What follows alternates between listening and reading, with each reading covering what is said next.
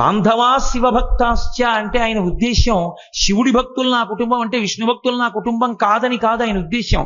మీరు విష్ణు సహస్రనామ స్తోత్రం చదివితే శివ శబ్దం విష్ణు సహస్రనామ స్తోత్రంలో ఉంది, దుర్గా శబ్దం లక్ష్మీ అష్టోత్తరంలో ఉంది. నవదుర్గాం మహాకాళీం బ్రహ్మ విష్ణు శివాత్మికాం అనుందా లేదా? ఉంది.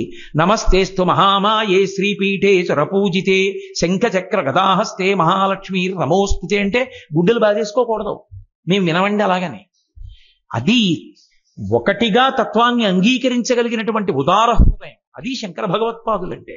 అందుకే మహానుభావుడు ఆయన అన్నారు, బాంధవా శివభక్తాశ్చ. అమ్మా నా బంధువులు ఎవరో తెలుసా? శివభక్తులందరూ నా కుటుంబం అమ్మా, నా బంధువులు. ఇంతమందితో భోజనానికి వచ్చానమ్మా. నా కుటుంబం ఎక్కడెక్కడ ఉందంటావా? బాంధవా శివభక్తాశ్చ స్వదేశో భువనత్రయం. నా ఇల్లు ఈ 3 లోకాలు అమ్మా అన్నారు. అంటే నేను భోజనానికి వచ్చాను అనుకోండి, మీరు నన్ను భోజనానికి పిలిచారు, నేను మీ ఇంటికి భోజనానికి వచ్చాను. వస్తూ నా వెనక ఇంకో 4 వచ్చారు.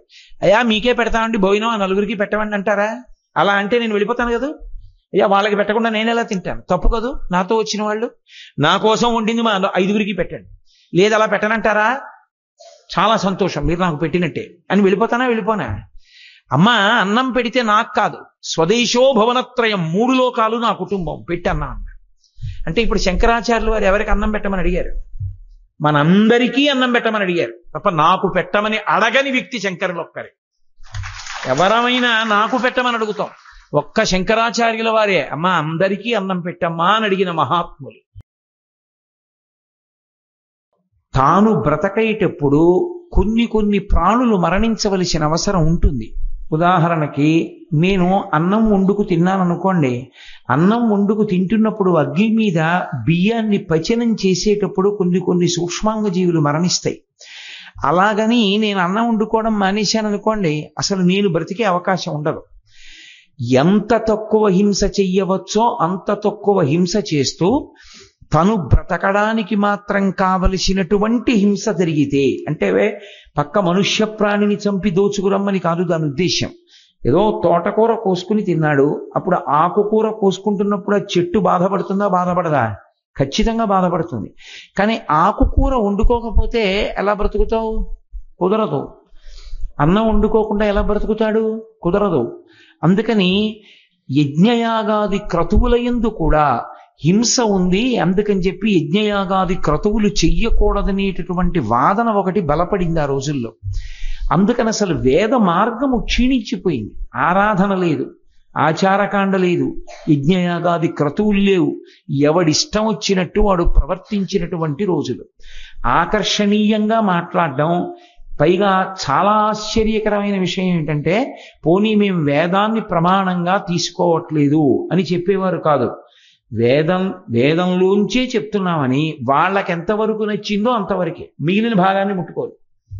అది ఎలా వైదికం? వేదాన్ని ఒప్పుకోవడం అంటే మొత్తం వేదాన్ని ఒప్పుకోవాలి. అంతేకాని వేదంలో కొంత భాగాన్ని నాకు ఇష్టమైన దాన్ని ఒప్పుకుని నాకు ఇష్టం లేదని పక్కన పెట్టేశాను అనుకోండి, అప్పుడు వేదం గొప్పదా నే గొప్పవన్నా? అప్పుడు వేదంలో నా మనసుకు నచ్చింది నేను వేదం అంటాను, మిగిలింది వేదం కాదంటాను. అటువంటి ధోరణి ప్రబలిపోయింది. అటువంటి ధోరణి ప్రబలిపోయిన రోజులలో శంకరాచార్యుల వారి అవతారం రాకపూర్వమే కుమరిల భట్టు వచ్చి కర్మ మార్గాన్ని ముందు బాగా సువ్యవస్థితం చేశాడు. మళ్ళీ యజ్ఞయాగాది క్రతువులన్నీ జరిగేటట్లుగా చేశాడు. ఈ జరిగేటట్టుగా చేసేటటువంటి ప్రక్రియలో కుమరిల భట్టుకి బౌద్ధ మతానికి తీవ్రమైన విభేదం వచ్చింది. ఈ తీవ్రమైన విభేదం వచ్చినటువంటి కారణం చేత కుమరిల భట్టు అసలు బౌద్ధ మతంలో చెప్తున్నటువంటి సిద్ధాంతాలు ఏమిటో తెలుసుకుంటే తప్ప దాన్ని ఖండించడం సాధ్యం కాదు అన్న ఉద్దేశ్యంతో తాను కూడా ఒక బౌద్ధుడిగా నటిస్తూ బౌద్ధ గురువుల దగ్గరికి వెళ్ళి పాఠం నేర్చుకోవడం మొదలుపెట్టాడు. కానీ కర్మకాండ యందు చాలా విశేషమైన అనురక్తి ఉన్నవాడు కనుక బౌద్ధ గురువులకి ఇతర శిష్యులకి తెలియకుండా తాను రహస్యంగా వీరొక చోట కర్మకాండ నిర్వహిస్తూ ఉండేవాడు. సంధ్యావందనాది ప్రక్రియలన్నీ చేస్తూ ఉండేవాడు.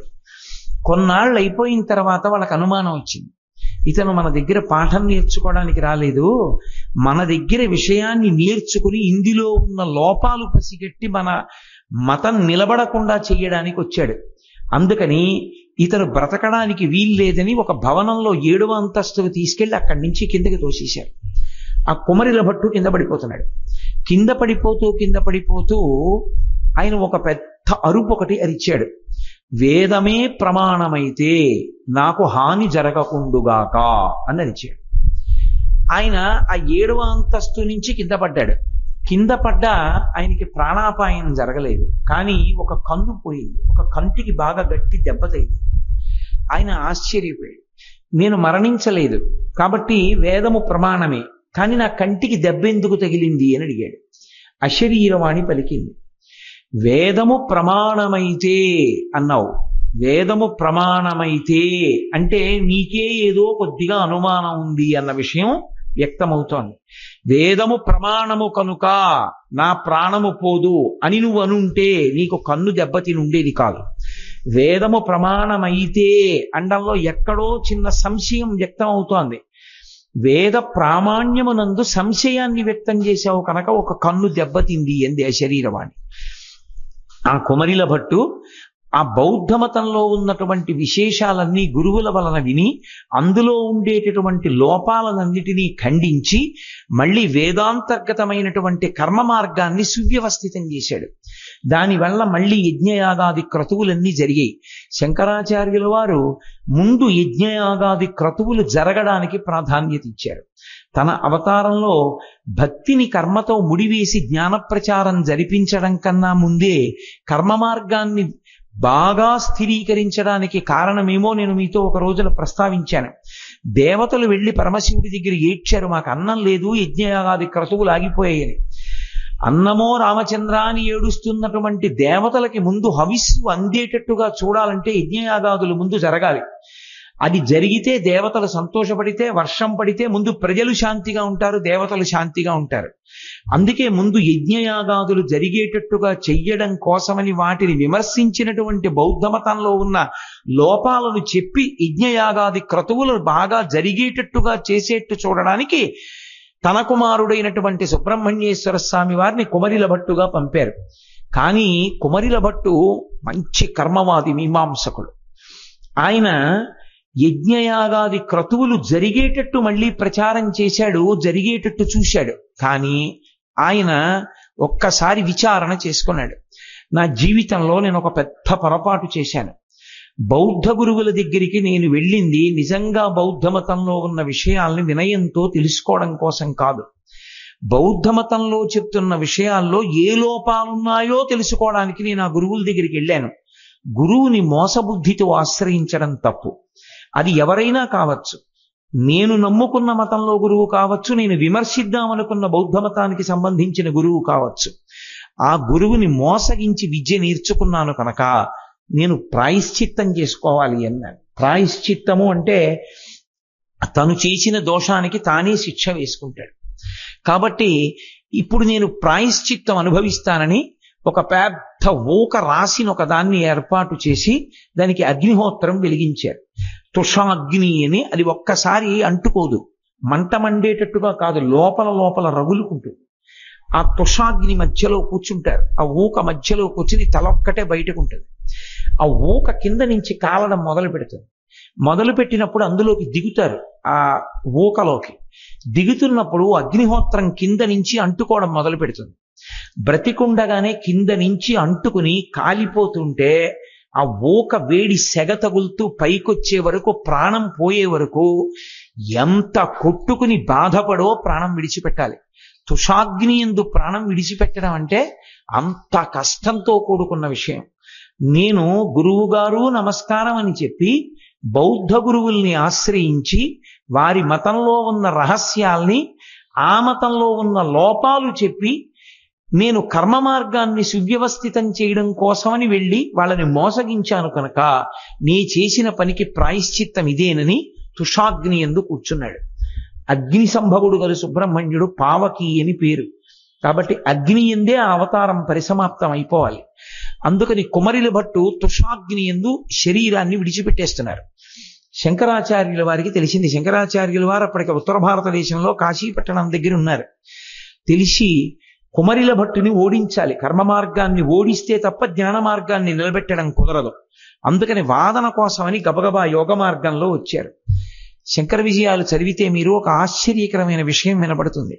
తుషాగ్నిలో కింద నుంచి ఊక కాలిపోయి మంటకి ఒళ్ళు కాలిపోతూ కిందకి దిగబడిపోతున్నటువంటి కుమరుల భట్టుకి శంకరాచార్యుల వారు వచ్చి ఎదురుగుండా నిలబడగానే చల్లటి వెన్న ఒంటికంతటికి కూడా అనులేపనం చేసినంత సంతోషాన్ని పొందారు. అప్పుడు శంకరాచార్యుల వారికి కుమరుల భట్టుకి ఇద్దరికీ కూడా పరిచయ వాక్యాలు జరిగాయి. జరిగిన తరువాత కర్మ మార్గం పూర్తిగా పరిణితి ఎందుకు ఇవ్వదో శంకరాచార్యుల వారు చెప్పారు.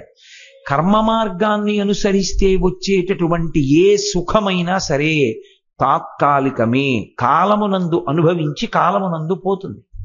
కర్మ మార్గం అనుభవించడం వల్ల వచ్చే సుఖము అన్న మాటని మీరు జాగ్రత్తగా అర్థం చేసుకోవాలి. నేను పుణ్యం కోసం ఈ పని చేస్తున్నాను అని మీరు అనుకున్నారనుకోండి, ఎవరు దాన్ని కాదనరు. పుణ్యం చేయవలసింది. నేను పుణ్యం కోసం ఈ పని చేస్తాను, ఈ దేవాలయాన్ని కొంచెం అక్కడ తుడిచేసేయండి అన్నాను అనుకోండి, ఈ దేవాలయం నేను ఇవాళ తుడిచాను కాబట్టి నాకు చాలా పుణ్యం వస్తోంది, అందుకు తుడుస్తున్నాను అని అన్నారనుకోండి, అదేమీ సిద్ధాంతం వ్యతిరేకం కాదు, యథార్థమే. కొంత పుణ్యం వస్తుంది. నాకు కొంత పుణ్యం రావాలి అని కోరుకుని దేవాలయం తుడిచారు, మీ ఖాతాలో కొంత పుణ్యం వేస్తారు. ఇప్పుడు ఈ పుణ్యమైనా పాపమైనా అనుభవిస్తే కానీ పోదు. అది దానికి ఉన్న లక్షణం. ఎవరు చేశానన్నాడో వాడు దాన్ని అనుభవిస్తే తప్ప ఆ పుణ్యం పాపం పోవు. కాబట్టి ఇప్పుడు ఈ పుణ్యం అనుభవంలోకి రావాలి. పుణ్యం అనుభవంలోకి ఎలా వస్తుంది? ఎప్పుడూ జ్ఞాపకం పెట్టుకోండి బాగా. పుణ్యం అనుభవంలోకి రావాలి అంటే శరీరం ఉంటే తప్ప పుణ్యాన్ని సుఖరూపంలో అనుభవించడం కుదరదు. సుఖంగా అనుభవించాలి అంటే శరీరం ఒకటి ఉండాలి. మీకు ఒక ఉదాహరణ చెప్పాలంటే, బయట విపరీతమైన తాపంగా ఉంది, నేను ఒక ఏసీ ఒకటి కొనుక్కుని చక్కగా శీతలమైనటువంటి గదిలో కూర్చున్నాను అనుకోండి, పా ఎంత హాయిగా ఉందో, ఎంత చల్లగా ఉందో, సుఖంగా ఉన్నానన్నాను. ఇప్పుడు నేను చల్లగా ఉంది అని సుఖం అనుభవించడానికి నాకు శరీరం ఉండాలా? నేను ఒక గంట సేపు ఒక ఏసీ గదిలో కూర్చుంటే, బాగా గుర్తుపెట్టుకోండి నేను చెప్పిన విషయం, ఒక గంట సేపు నేను ఏసీ గదిలో కూర్చుంటే నేను గతంలో చేసిన ఏదో పుణ్యం కడిగేస్తాడు ఈశ్వరుడు, తీసేస్తాడు. అక్కడ అందరూ ఎండలో పడున్నారు, నువ్వు గంట సేపు చల్లగా పడున్నావు సుఖంగా. అలా ఉండడానికి కొంత డబ్బు ఇస్తాడు. ఆ ఐశ్వర్యంతో నువ్వు ఏసీలో ఉంటావు. ఓ దేవాలయం అరుగు తుడిచిన పుణ్యం అక్కడతో పోయి చాలా విపరీతమైన పుణ్యం చేసేసాడు అనుకోండి ఒక ఆయన, అదే పనిగా పుణ్యమే చేసుకుంటూ పోయాడు. ఇప్పుడు ఈ పుణ్యం అంతా ఎలా పోవాలి? ఈశ్వరుడు ఏం తెలివి తక్కువవాడు కాడు. ఓ చక్రవర్తిని చేసి ఓ 10 ఏళ్ళు ఉంచాడు అనుకోండి సింహాసనం మీద, అయిపోతుంది. చక్రవర్తిగా కూర్చోవడం చాలు అంతఃపురంలో. ఎంత పరివారం, ఎంత పటాటోపం, ఎన్ని సభలు, ఎన్ని నృత్యాలు, ఎన్ని సంగీతాలు, ఎంత అధికారం. అవసరమైతే అవతల వాడిని చంపి అవతల బారేయమని చెప్పచ్చు, నోటి మాట శాసనం. అంత అధికారాన్ని పొందాలి అంటే ప్రతి క్షణం ఆ అధికారము చేత చేసిన పుణ్యము నశించిపోతుంటుంది. ఇప్పుడు చేసుకున్న పుణ్యం అంతా కాలిపోయింది. ఏమయ్యాడు? ఓ 5 ఏళ్ళు అధికారంలో ఉన్నాడు, అయిపోయింది. చేసిన పుణ్యం ఏమైంది? ఖర్చు అయిపోయింది అంటాడు ఈశ్వరుడు. అందుకే కర్మ మార్గమునందు చేసుకున్నటువంటి పుణ్యము వలన వచ్చేటటువంటి సుఖము శాశ్వతము కాదు. మరి అప్పుడు కర్మ మార్గం ఎందుకు చెప్పింది వేదం? మరి కర్మకాండ ఎందుకు చెప్పినట్టు?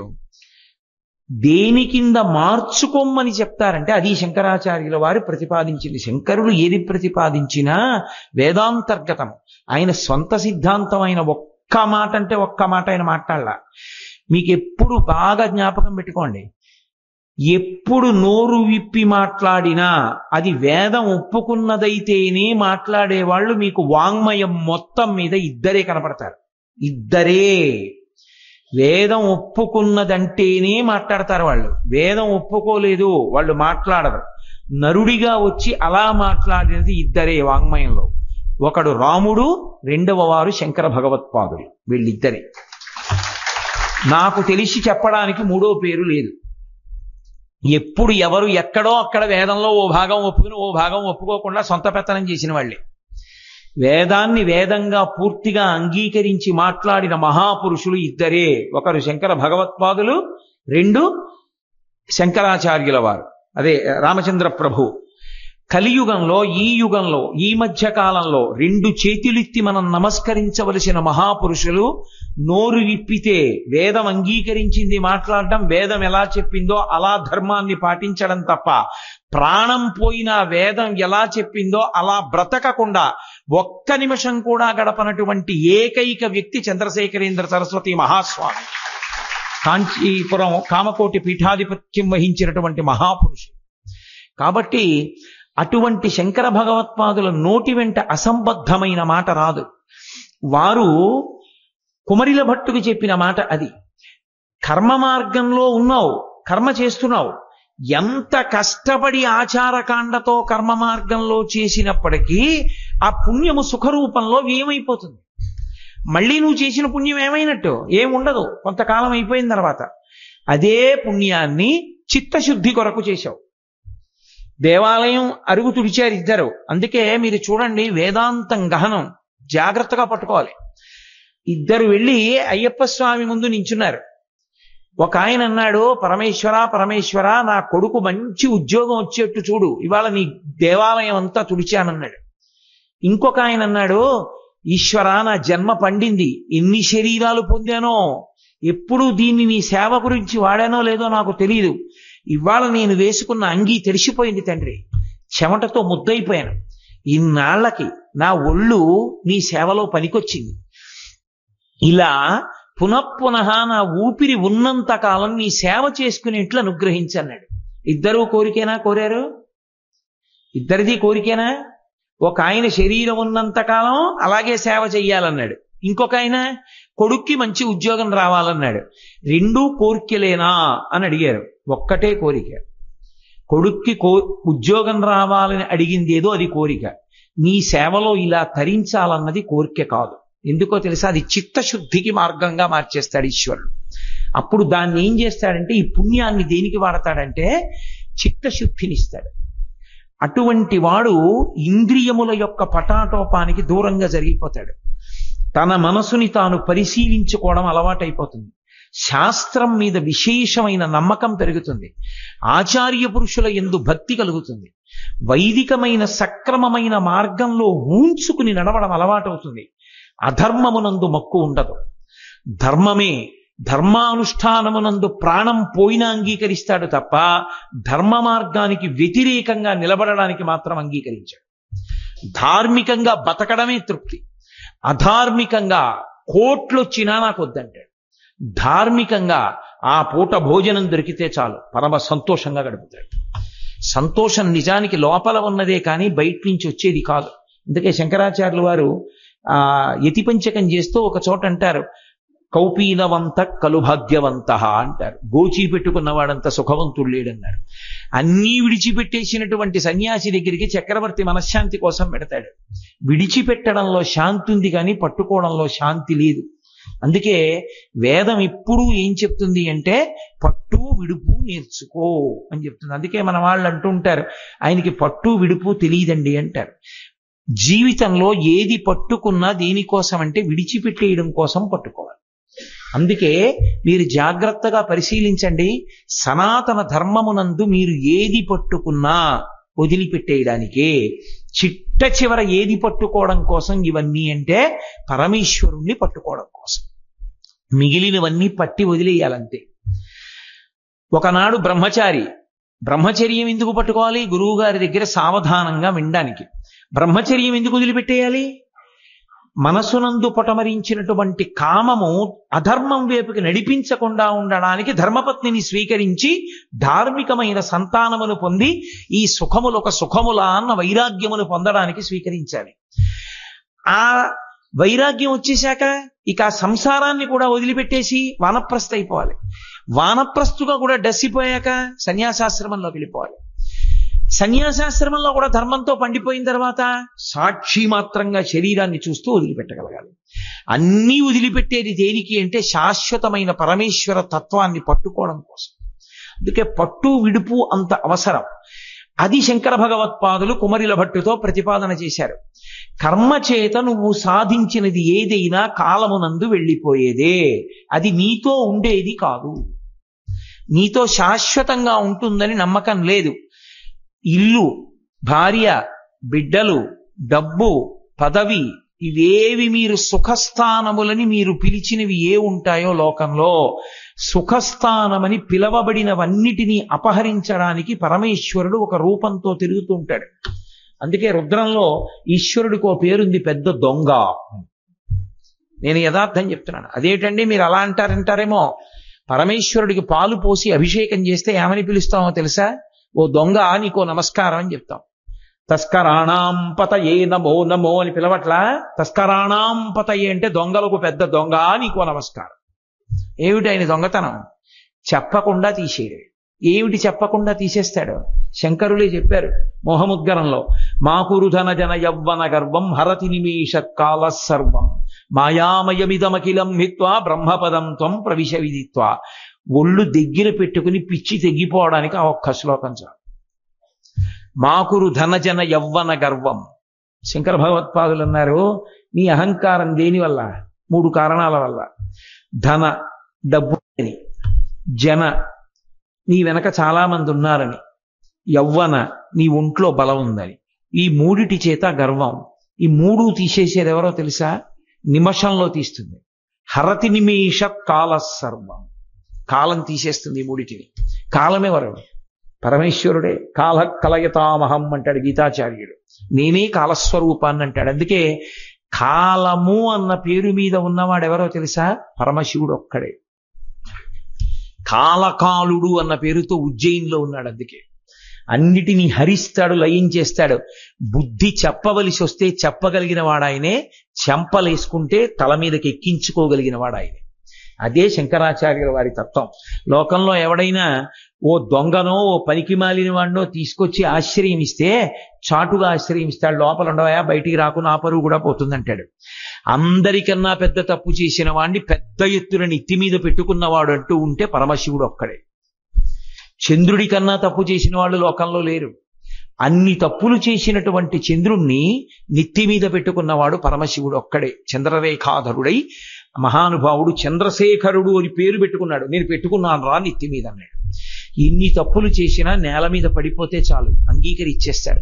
అదే తత్వం. కరుణా వరుణాలయ పాలయ మాం భవశంకర దేశికమే శరణం. చదవట్లా?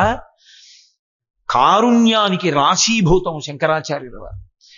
నీకేం తెలియదని కదురా అమ్మాయి కూడా నా దగ్గరికి వచ్చావు, నేను నిన్ను ఉద్ధరిస్తాను రా అంటారు. అంతటి మహాపురుషుడు శంకరులంటే. కాబట్టి కాలమునందు వెళ్ళిపోతుంది నువ్వు కర్మ వలన చేసినటువంటి సుఖం. అదే పుణ్యాన్ని నువ్వు పరమేశ్వరానుగ్రహం కోసం చేస్తే, ఈశ్వర ఈ పుణ్యం చేయడానికి నేను దేంతో చేశాను? డబ్బు నా వల్ల వచ్చేసిందా? నా ప్రయోజనం వల్ల వచ్చేసిందా?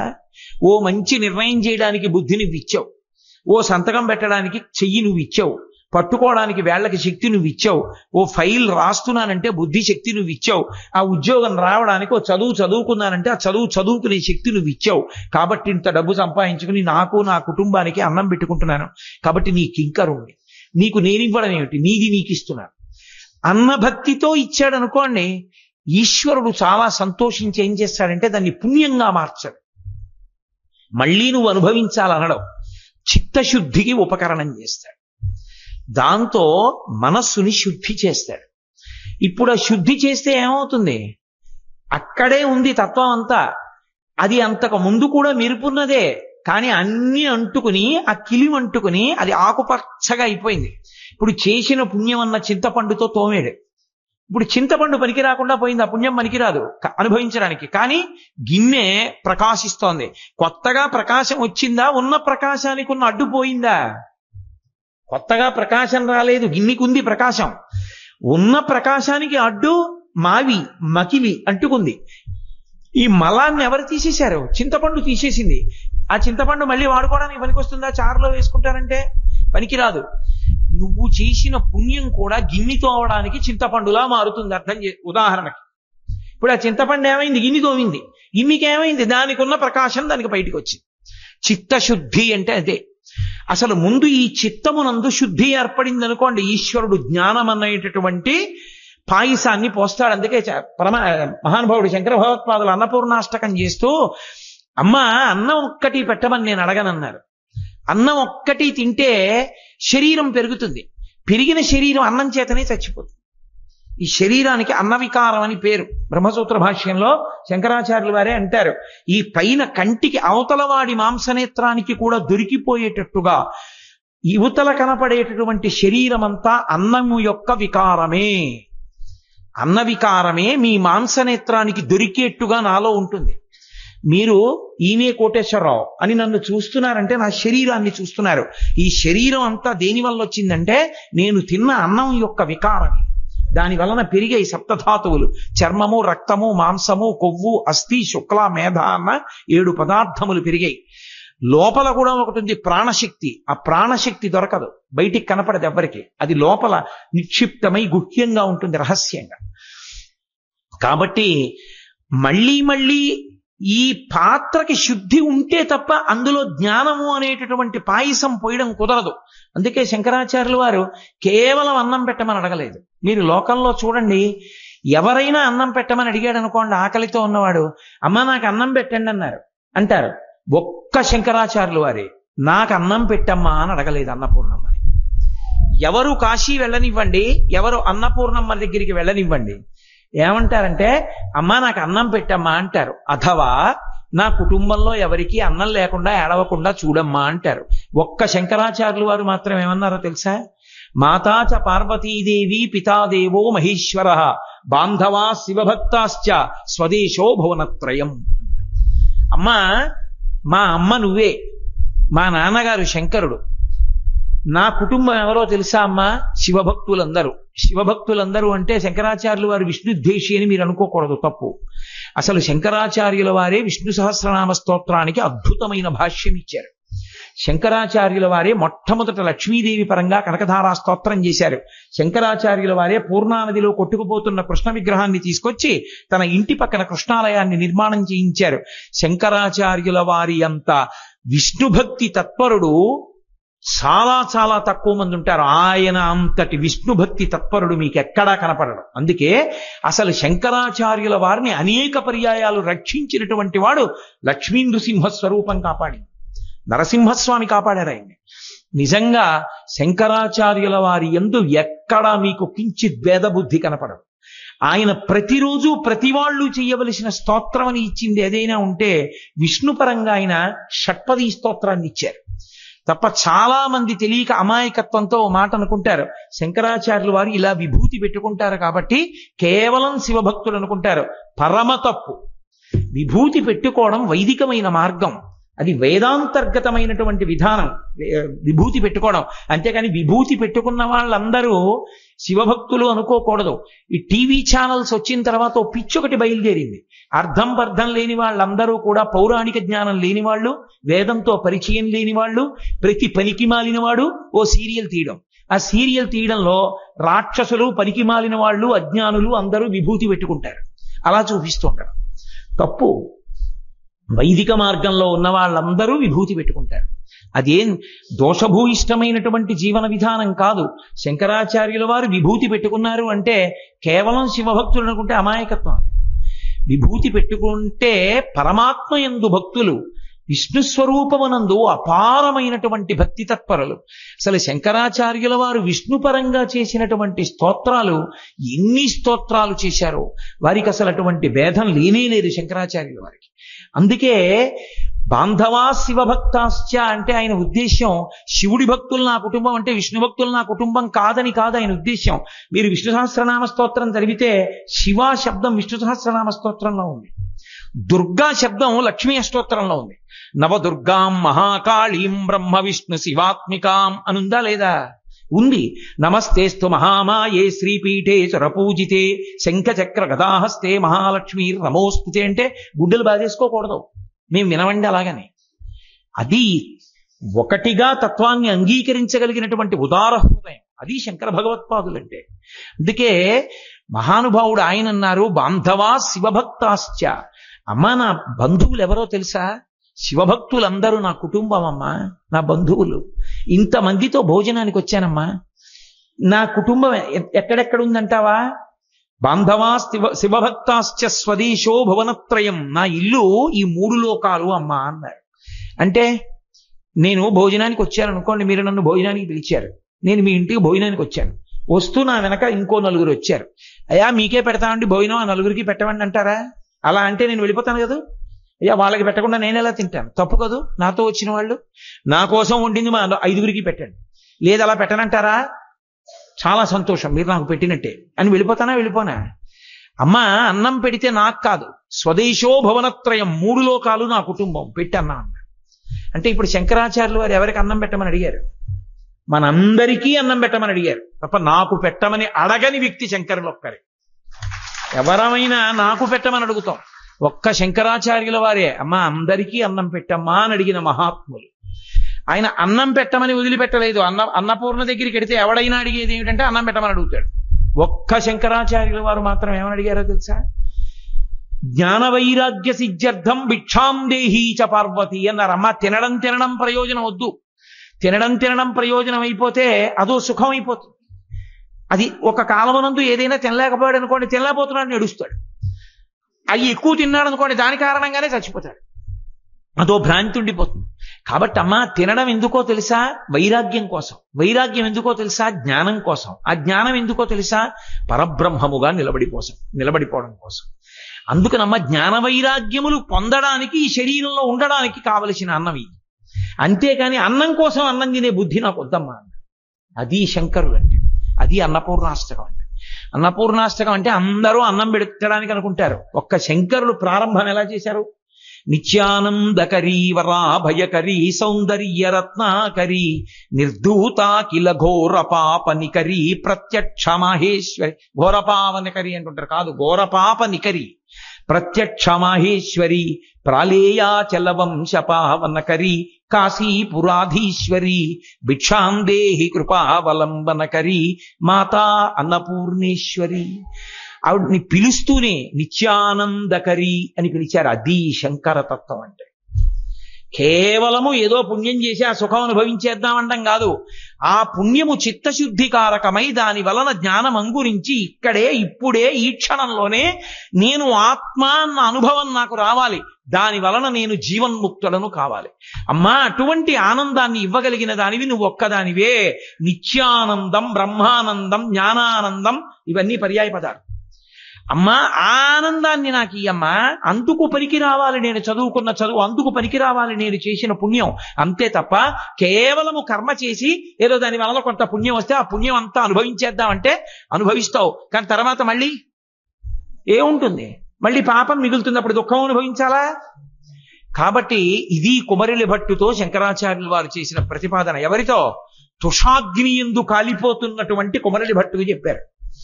కాలిపోతున్నటువంటి కుమరిల భట్టు శంకర భగవత్పాదులు చేసిన ప్రతిపాదన విని తెల్లబోయాడు. అద్భుతమయ్యా మహానుభావ శంకర, చాలా గొప్ప మాట చెప్పావు, కానీ ఆలస్యం అయిపోయి. నిజంగా కుమరిల భట్టుకు తెలియదని మీరు అనుకోకూడదు. మళ్ళీ సనాతన ధర్మంలో కర్మకాండని బలవత్తరం చెయ్యడం కోసం వచ్చిన అవతారం. అందుకే అక్కడ వరకు పూర్తి చేశాడు కుమరిల భట్టు. నా అవతారం పూర్తయిపోయింది. నా శిష్యుడు ఒకడు ఉన్నాడు, మాహిష్మతీపురంలో ఉన్నాడు, మండనమిశ్రుడు అన్న పేరుతో. పరమకర్మవాది, నేనే నేర్పా. జ్ఞాన మార్గం అంటే ఒప్పుకోడు, భక్తి అంటే ఒప్పుకోడు. ఇదిగో ఇలా ఏదో కర్మ మార్గం వల్ల చిత్తశుద్ధి జ్ఞానం కలగాలంటే ఒప్పుకోడు. కేవలం పుణ్యం కోసమే కర్మకాండ, ఆచారకాండ అంతే. నా దగ్గరే నేర్చుకున్నాడు మండనమిశ్రుడని. వెళ్ళి వాడితో వాదించి ఆ మండనమిశ్రుడిని ఓడించన్నారు. శంకరాచార్యుల వారు తెలుసుకున్నారు ఎక్కడున్నాడని అడిగారు. మాహిష్మతీపురంలో ఉన్నాడు. వెంటనే యోగ మార్గంలో బయలుదేరి వచ్చారు. అబ్బో ఇప్పుడు నేను ఎక్కడ చెప్పగలను కానండి, అవన్నీ అయ్యే పనులా. నిజంగా మండనమిశ్రుడు ఇంటికి వారు చేరడం, ఆ విశేషాలు లోకంలో దాని మీద ఎన్ని రకాలైనటువంటి కథలున్నాయో, ఎన్ని విశేషాలు ఉన్నాయో చెప్తే తెల్లబోతారు. అసలు దానికి ఒక ప్రత్యేకమైన కథ ఒకటి ఉంది. తాటి చెట్టుని ఉంచి ఎక్కడం కళ్ళు తీసేవాడి దగ్గర నేర్చుకున్నారు శంకరాచార్యులు వారు. ఆయన తెలుసుకోవాలనుకుంటే ఎవరికై దగ్గరైన వినయంగా నేర్చుకుంటారు శంకరుడు. అది ఆయన గొప్పతనం. అటువంటి శంకర భగవత్పాదులు యోగ మార్గంలో వెళ్ళారు మండనమిశ్రుడి ఇంటికి. వెళ్ళి మండనమిశ్రుడి ఇల్లు ఎక్కడా అని అడుగుదామని ఒక రేవు అంటే ఒక నది ఒడ్డున ఉన్నటువంటి చోట ఆడవాళ్లు బిందెలతో నీళ్లు తెచ్చుకుంటున్నారు. వాళ్ళని వెళ్ళి అడిగారు, మండనమిశ్రుడి ఇల్లు ఎక్కడని అడిగారు. వాళ్ళు పక్కున నవ్వి అన్నారు, మండనమిశ్రుడి ఇల్లు ఎక్కడా? మండనమిశ్రుడి ఏ ఇంటి ముందు కట్టబడినటువంటి చిలుకల యొక్క పంజరాల్లో ఉన్నటువంటి చిలుకలు సంస్కృత భాషలో వేదమునందున్నటువంటి ప్రమాణములను గురించి చర్చ చేసుకుంటూ ఉంటాయో ఆ ఇల్లే మండనమిశ్రుడు. అంటే ఆ ఊళ్ళో ఉండేటటువంటి ఆడవాళ్లలో కేవలం నీళ్లు తెచ్చుకునే వాళ్ళంత సంస్కృతం మాట్లాడతారు. మండనమిశ్రుడు ఇంటి ముందు కట్టినటువంటి పంజరాల్లో ఉన్న చిలకలు వేదం మీద ప్రమాణం గురించి చర్చిస్తాయి. అంటే లోపల ఉన్నవాడు ఎంతటి పండితుడు? సామాన్యమైన వాడా? ఎవరు వచ్చింది మండనమిశ్రుడుగా? చతుర్ముఖ బ్రహ్మగారు వచ్చారు. కర్మకాండ ఆచరించాలి అంటే పక్కన భార్య ఉండాలి, లేకపోతే యజ్ఞం ఎలా చేస్తావు, యాగం ఎలా చేస్తావు, గోదానం ఎలా చేస్తావు? పక్కన భార్య ఉండద్దు. అందుకని భార్య ఉండాలి కాబట్టి సరస్వతీదేవి వచ్చింది సరసవాణిగా. అందుకని ఆవిడ ఇద్దరూ కలిసి ఉన్నారు ఆ గృహంలో. పైగా అసలు కర్మ మార్గంలో ఉన్నటువంటి వాళ్ళు పరమ జాగ్రత్తగా చేసేది ఏది అంటే శ్రాద్ధ కర్మ. దాని పేరే శ్రాద్ధం. శ్రాద్ధం అన్న మాటకు అర్థం ఏంటంటే శ్రద్ధ. శ్రద్ధగా చేస్తే తీసుకుంటారు, లేకపోతే వాళ్ళు తీసుకోరు. పితృదేవత ఊరికే వండేసి తీసుకొచ్చి అక్కడ పెట్టేసి తినంటే వాళ్ళు తినరు. వాళ్ళు శ్రద్ధని చూస్తారు. మీరు మార్కండేయ పురాణం చూస్తే కనపడుతుంది. శ్రాద్ధం పెట్టే రోజు వంట చెయ్యడానికి ఉపయోగించేటటువంటి పదార్థములు ఏ ఉన్నాయో అవి ఈశ్వరుడికి నివేదన చేయగా మిగిలినవి కాకూడదు. అవి ఇంట్లో వండుకోగా మిగిలినవి కాకూడదు. ఆ రోజు పితృదేవతలకి వడ్డించడానికి తెచ్చినటువంటి కూరలు ఆ రోజు ఉదయమే తెచ్చుకోవాలి, ఆ రోజు ఉదయమే తెప్పించుకోవాలి. శ్రాద్ధ కర్మ పెట్టే రోజున పరమశ్రద్ధతో పెట్టాలి. తండ్రి గారి పేరు స్మరిస్తూ తండ్రి గారి యొక్క గొప్పతనం గురించి మాట్లాడుకుంటూ, తండ్రిలో దోషం ఎంచకూడదు. తల్లి గొప్పతనం గురించి మాట్లాడుకుంటూ వాళ్ళ గురించే ఆలోచన చేస్తూ శ్రాద్ధ కర్మ చెయ్యాలి. అది శ్రద్ధ చేత చేస్తాడు కాబట్టి వాళ్ళంత సంతోషిస్తారు. అందుకే శ్రాద్ధ కర్మ పెట్టడం అంటే ముందు రోజు పొద్దున్న చేసే తలస్నానంతో ప్రారంభం. శ్రాద్ధ కర్మ పెట్టినటువంటి ఆ మరునాటి ఉదయం చేసిన తలస్నానంతో ఆ స్థితి పోతుంది. అందుకే అన్నదమ్ములు శ్రాద్ధం పెట్టవలసి వస్తే పాపం వాళ్ళు కోరుకుంటారట పితృదేవతలు, ఒరే మాకు అందించడానికి అధికారి పెద్ద కొడుకు, అందుకే ఆయన ఒక్కడే ధర్మ సంతానం అంటారు, మిగిలిన వాళ్ళు కామ సంతానం. తమ్ముళ్ళందరూ చేతులు పైన పెడతారు, అన్నగారు చెయ్యి కింద పెడతాడు. అన్నగారు చెయ్యి కింద పెడితే తమ్ముళ్ళు చేతిని పైన పెట్టి నీళ్లు పోస్తే ఆ నీళ్లు తమ్ముళ్ళ చేతి మించి తగిలి అన్న చేతికి తగిలి అన్న చేతిలోంచి కింద పడాలి. దానివల్ల వాళ్ళు ఆ నీళ్లు తాగుతారు. తాగి అక్షయ తృప్తి ద్వారా పునరావృత్తి రహిత శాశ్వత శివ సాయుధ్య సిద్ధిరస్తు ఇది బ్రువం అని వాళ్ళు సంకల్పం చేస్తారు అప్పుడు ఆ విడిచిపెట్టినప్పుడు. అంటే ఒక కన్న తండ్రికి తద్దినం పెట్టడానికి అరమరికలు ఏమైనా ఉన్నా కూడా పక్కన పెట్టి అన్నగారి చేతి మీద చెయ్యి పెట్టి నీళ్లు విడిచిపెట్టడానికి రాని తమ్ముడు ఎక్కడైనా పుట్టి ఉంటే నేను ఆ కోపంలో ఇంకో మాట అనకూడదు కాబట్టి వదిలిపెట్టేస్తున్నాను. కాబట్టి అంతకన్నా అన్యాయమైన బ్రతుకు ఇంకొకటి లేదు లోకంలో. దారుణం ఆ బ్రతుకు. కన్న తల్లికి తండ్రికే తద్దినం పెట్టని వాడు అన్నతో కలిసి వాడిని ఎవరు నమ్మచ్చు? వాడు ఉన్నాడంటే తల్లిదండ్రులు కారణం, వాళ్ళకే పెట్టడు వాడు. ఇక వాడిని నమ్మి ఎలా స్నేహం చేస్తావు? వాడిని ఇంట్లోకి ఎలా రాణిస్తావు? వాడితో బంధుత్వం ఎలా నిలబెట్టుకుంటావు? అసహ్యించుకోవడానికి ఆ కారణము సహేతుకమే, కాదనడానికి వీల్లేదు. కాబట్టి తండ్రికి తల్లికి తద్దినం పెట్టనటువంటి వాడు ఘోరం. మండనమిశ్రుడు శ్రాద్ధం పెడుతున్నాడంటే అంత శ్రద్ధగా పెడతాడు. అందుకే ఆయన పిలిచింది ఎవరిని పిలిచాడో తెలుసా? శ్రాద్ధ భోక్తలుగా అన్నం తినడానికి వచ్చిన వాళ్ళు సామాన్యులు గారు. వ్యాస మహర్షి, జైమిని వాళ్ళిద్దరు వచ్చారు భక్తులుగా. భక్తులుగా రావడం అంటే పురాణంలో చదివితే ఆశ్చర్యపోతారు. శ్రాద్ధం పెట్టేటప్పుడు వాళ్ళ ఇంటికి వెళ్ళి ఆహ్వానించాలి. వాళ్ళు కూడా శ్రాద్ధం పెట్టే రోజుని ఇంటికి పొద్దున్నే వచ్చేయాలి. వచ్చి ఉపనిషత్తుల్ని ఆమ్నాయం చేస్తూ కూర్చుంటారు. ఇంట్లో కూర్చుని వంట అయిపోయిన తర్వాత మొదలు పెడతారు. మధ్యాహ్న కాలము పితృతిథి. ఆ తిథి మధ్యాహ్నానికి ఉండాలి, సూర్యోదయానికి కాదు. మధ్యాహ్న కాలానికి ఉండేటట్టుగా భోజనాలు వడ్డిస్తే అప్పుడు తినాలి వాళ్ళు. కాబట్టి ఆ ముందు క్రతువు పూర్తి చేస్తారు. అంత శ్రద్ధతో చేస్తే కేవలము శ్రద్ధని బట్టి తింటారు వాళ్ళు. వీడికి ఏమి లేదనుకోండి పెట్టేవాడికి, వాడు ఏం పెడితే అది తినేస్తారు వాడు. అందుకే ఏడిచింది రామాయణంలో కౌసల్య. రామచంద్రమూర్తి దర్భల చివర గారపిండి ముద్దలు పెట్టాడు, చూసింది కౌసల్య. నా కొడుకు గారపిండి ముద్ద పెట్టాడు దర్భ మీద అంటే నా కొడుకు ఏది తింటున్నాడో అదే పెట్టాలి శ్రాద్ధంలో. తండ్రికి శ్రాద్ధం పెడితే గారపిండి ముద్దలు పెట్టాడు అంటే నా కొడుకు గారపిండి ముద్దలు తిని బతుకుతున్నాడు అన్నమాట అరణ్యంలో అని ఏడిచింది పాపం. తను ఏది తింటాడో అదే పెట్టాలి, తన శక్తికి మించి పెట్టకూడదు, తన శక్తికి తక్కువ పెట్టకూడదు. ఇక్కడ తండ్రి బతికున్నప్పుడు తల్లి బతికున్నప్పుడు ఏవి ఇష్టమో అవి వండి పెట్టకూడదు. మా నాన్నగారికి వెల్లుల్లిపాయలు వేస్తే సాంబార్ ఇష్టం అండి ఇప్పుడు వండించకూడదు. పితృదేవతా స్థానంలోకి వెళ్ళిన తర్వాత వాళ్ళు తినే పదార్థాలు వేరుగా ఉంటాయి, అవి అలాగే వండించి పెట్టాలి. అమ్మో అంత శ్రద్ధ అంతే, కేవలము భక్తి శ్రద్ధ దాని చేత వాళ్ళు వచ్చి తీసుకుంటారు. తీసుకుంటే వాళ్ళు అనుగ్రహిస్తారు. వాళ్ళు అనుగ్రహిస్తే ఏమవుతుందో తెలుసా, పిల్లలు వృద్ధిలోకి వస్తారు. చాలా మందికి ఒక దురభిప్రాయం ఉంటుంది, తల్లి తండ్రి శరీరం విడిచిపెట్టేటప్పటికి ఒకవేళ బిడ్డల మీద ఏదైనా కోపం ఉంటే తర్వాత కూడా అలా ఉంటుంది అనుకుంటుంటారు. పరమ తప్పు. అలా మాట్లాడితే మహాపాపం సంక్రమిస్తుంది. అలా మాట్లాడకూడదు. వాళ్ళు ఒకసారి శరీరం విడిచిపెట్టి పితృదేవతా స్థానంలోకి వెళ్ళిపోతారు. శ్మశానంలో చేస్తాడు ఆనంద హోమం అని కర్త. చేసిన తర్వాత వాళ్ళు వెళ్ళిపోయిన తర్వాత ఇంకా వాళ్ళు పరమతృప్తితో ఉంటారు. వాళ్ళు యువతల బిడ్డల్ని వృద్ధిలోకి తెస్తారు తప్ప వాళ్ళకి పాత కోపాలు అవి ఏమి ఉండవి. బిడ్డడు తన మాట విననివాడే కానివ్వండి, వాడు ఏం తింటున్నాడో అది పెడితే చాలు పొంగిపోయి వాడి బిడ్డలు వృద్ధిలోకి రావాలని ఆశీర్వచనం చేసి వెళ్ళిపోతారు. పితృదేవతలు పాడు చెయ్యరు. ఎప్పుడూ అలా మాట్లాడకూడదు తల్లిదండ్రుల గురించి, శరీరం విడిచిపెట్టిన వాళ్ళ గురించి. అది మహాపాపం, తెలుసుకోవాలి బాగా. కాబట్టి మండనమిశ్రుడు శ్రాద్ధం పెడుతుంటే వ్యాసుడు జైమిని భోక్తలుగా కూర్చుని ఉన్నారు. శంకరాచార్యుల వారిని లోపలికి ఎలా రాణిస్తాడు? మహాకర్మ మార్గంలో ఉన్నవాడు. కర్మ మార్గంలో ఉన్నవాడని గుర్తేమిటి? గోచి పోసి పంచె కట్టుకోవాలి, జుత్తు ఉండాలి, శిఖ ఉండాలి, మెడలో మాల ఉండాలి. ఇవన్నీ ఉంటేనే కర్మ మార్గం సక్రమంగా సంసారంలో ఉండి కర్మ మార్గంలో ఉన్నాడని గుర్తు. అన్నీ వదిలిపెట్టేశాడని గుర్తేమిటి?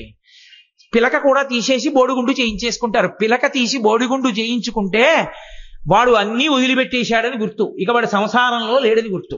క్షేత్రాలకు వెళ్ళినా బోడిగుళ్ళు చేయించుకొని రాకూడదు, పిలక ఉంచుకుని బోడిగుండు చేయించుకోవాలి తప్ప బోడిగుండు క్షేత్రాల వాళ్ళు చేయకూడదు. పిలక ఉంచుతామని చెప్పాలి. అసలు ధర్మ ప్రచార పరిషత్తులు, ధర్మాలు నిలబెట్టవలసిన క్షేత్రాలు పిలక లేని బోడిగుండ్లు చేయకూడదు. కాబట్టి పిలక ఉండి తీరాలి.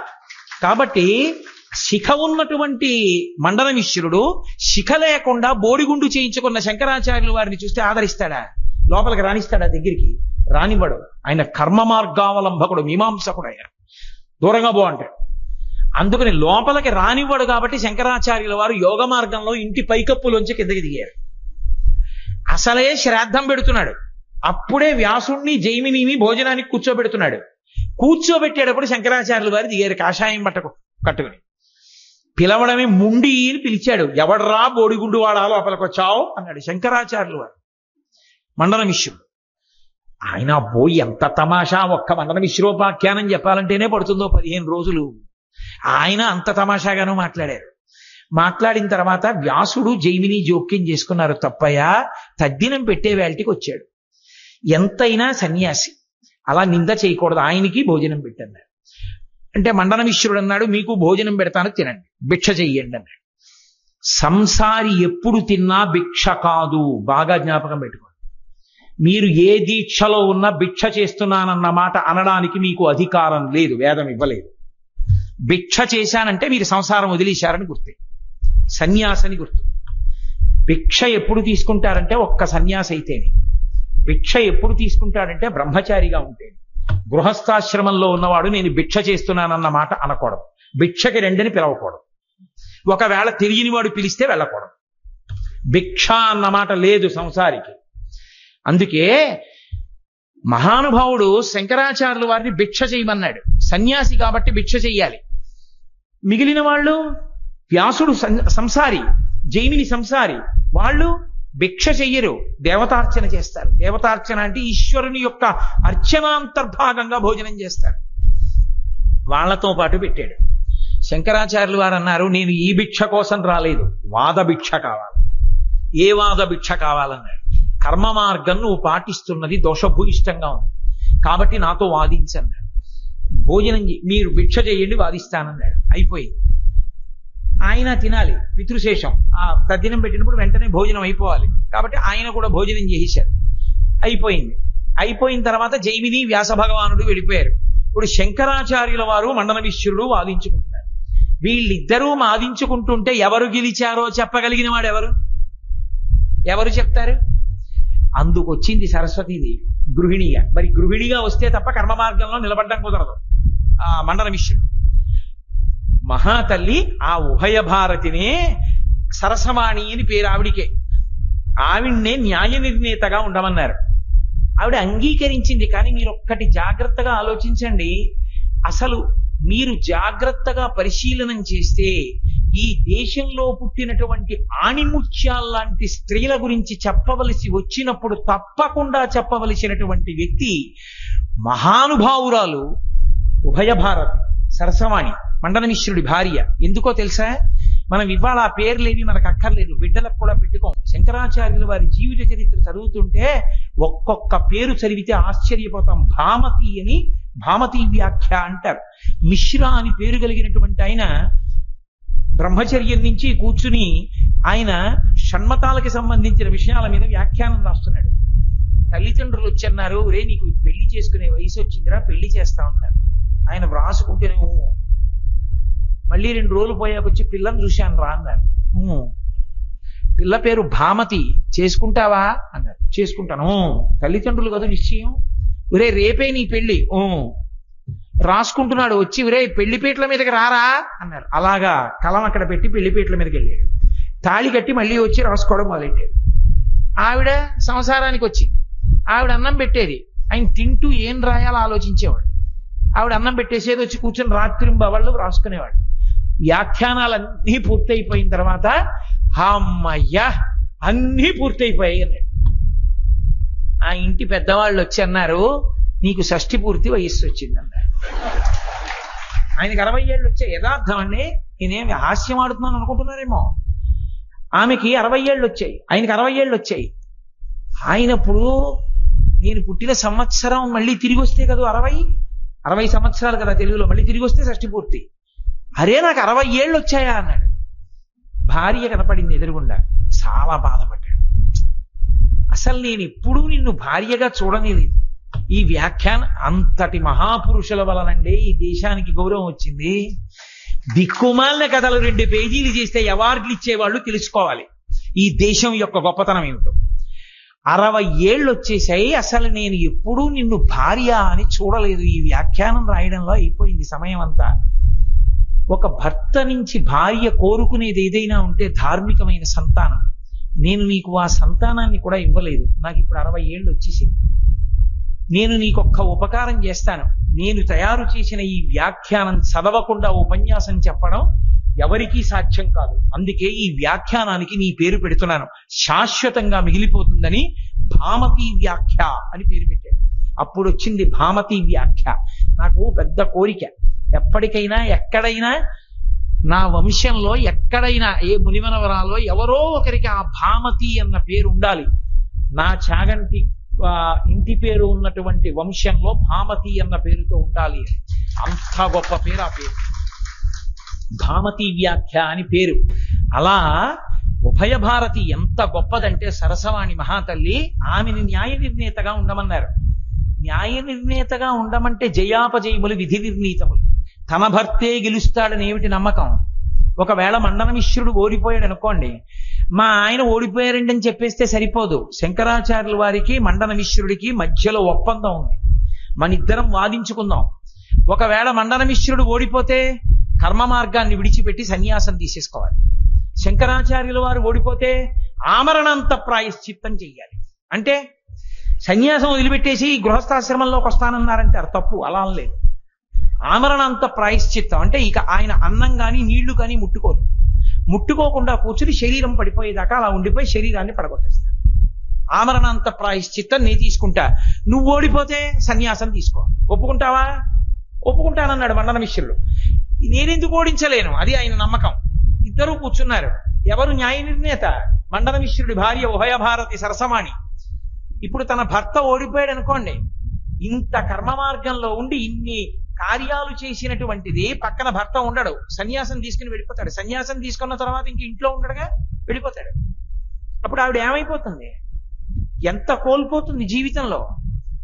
న్యాయ నిర్ణేతగా ఉండి అంత న్యాయం చెప్పి భర్త ఓడిపోతే భర్త ఓడిపోయాడు అని చెప్పగలిగినటువంటి ధీరోదాత్తురాలు అది ఉభయ భారత మణిపూస. ఈ దేశంలో పుట్టినటువంటి స్త్రీలలో ఆమె. ఆ తల్లి అంగీకరించింది. తన నోటితో ఒకవేళ భర్త ఓడిపోతే మీరు ఓడిపోయారని ఎలా చెప్పడం అని ఆలోచించి తన శక్తిని 2 పూలదండల్లోకి ప్రవేశపెట్టింది. ఇద్దరి మెళ్లల్లో పూలదండలు వేసుకోమంది. పూలదండలు వేసుకుని వాదన మొదలు పెట్టండి. ఎవరి వాదన బలహీనమైతే, ఎవరి వాదన వేదమునకు కట్టుబడకపోతే, ఎవరి వాదన చేస్తున్నప్పుడు ఓడిపోతున్నారో వాళ్ళ మెడలో ఉన్న పూలదండ వాడిపోవడం మొదలు పెడుతుంది. ఎవరి వాదన సత్యమైతే, ఎవరి వాదన వేదమునకు కట్టుబడితే, ఎవరు వాదనలో క్షణక్షణం శక్తి పొందుతుంటే వాళ్ళ మెడలో ఉన్న పూలదండ వాడిపోకుండా అలాగే ఉంటుంది. కాబట్టి ప్రారంభించండి వాదన. ఎన్నాళ్ళు జరిగిందో తెలుసా అండి వాదన? 21 రోజులు జరిగింది. మండన మిశ్రుడికి శంకరాచార్యుల వారికి 21 రోజులు అయిపోయింది. మండన మిశ్రుడికి అర్థమవుతోంది తను ఓడిపోతున్నాడు. ఎందుకని పూలదండ సాగిపోతోంది దారానికి. శంకరాచార్యుల వారి మెడలో దండ నవనవలాడుతూ అలాగే ఉంది. 21 రోజులు అయిపోయిన తర్వాత లోపల నుంచి ఉభయ భారతి బయటికి వచ్చింది. ఇద్దరు భిక్షకి రెండండి. ఇద్దరు భిక్షకి రెండంటే అయిపోయింది. మా ఆయన ఓడిపోయాడు, సన్యాసం తీసుకుంటాడు. కాబట్టి ఇక ఆయనకి సంసారం లేదు. కాబట్టి ఇక ఇన్నాళ్ళేమనేది మీరు దేవతార్చనకి రండి, మీరు భిక్షకి రండి అని. సంప్రదాయం పాటించేటప్పుడు శాస్త్రాన్ని గుర్తిరిగి మాట్లాడాలి. శాస్త్రాన్ని పక్కన పెట్టి ఏదో మాట బాగుందని వాడుకోవడం తప్పు. ఎవరు పడితే వాళ్ళు భిక్ష అన్న మాట వాడడం మహాదోషము. అలా వాడకూడదు. సంసారంలో ఉన్న వాళ్ళకి భిక్ష లేదు. కావాలంటే శంకర విజయాలు చదువుకోవాలి, శాస్త్రం తెలుస్తుంది.